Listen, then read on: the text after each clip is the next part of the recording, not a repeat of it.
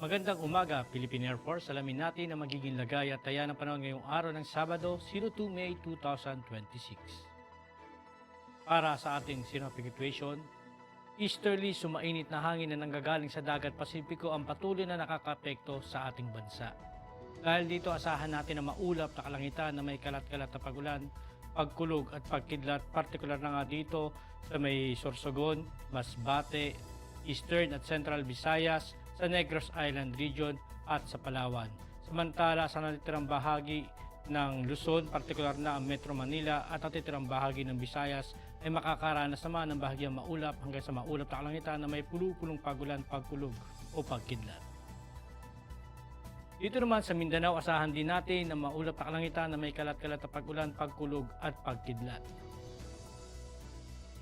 Para naman sa ating tight level wind chart, asahan natin sa 2,500 to 5,000 feet na dominante pa rin ang easterlies o yung hangin na nanggagaling sa silangan, at asahan natin dito sa may northern at central Luzon ang mahinang lakas ng hangin, at dito sa may parting southern Luzon hanggang sa may Mindanao ang mahina hanggang sa katamtaman, at asahan din natin na mas malakas yung hangin dito sa may parting baybaying dagat na maaaring umabot ng mga 30 knots. Dito naman sa 10,000 feet at 18,000 feet, makikita natin dito sa may northern at saka sa may central Luzon yung mahinang hangin na nanggagaling sa silangan, at indikasyon na ito ng anticyclonic na circulation o yung tinatawag nating ridge of a high pressure area. Samantala dito naman sa may parting Southern Luzon hanggang sa Mindanao, ang malakas na hangin na galing sa silangan na maaaring umabot ng hanggang 30 knots. Dito naman sa impact ng flight operation, dahil nga sa easterly, sasahan natin sa Metro Manila at natitirang bahagi ng ating bansa. Ang main hazard nito ay warm and humid air from the Pacific enhancing convective activity, at ang impact naman nito sa rotary is mga localized thunderstorm and light turbulence may briefly affect operations lalo na sa dakong hapon.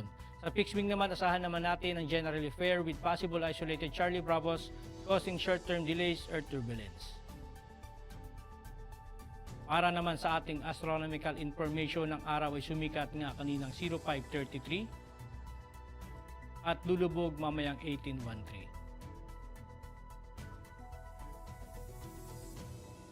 Meron naman tayong 99% decreasing moon illumination.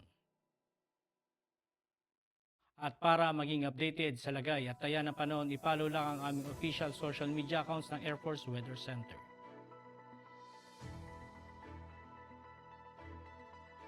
At yan lang po lagay ng ating panahon ngayong umaga, at sa ngalan nga po ng aming commanding officer na si Colonel Alvin John Q. Gador Pap GSC, ako si Staff Sergeant Edmar B. Sagadraca Jr., Philippine Air Force, Weather Broadcaster ng Air Force Weather Center. Muli magandang umaga at maraming salamat.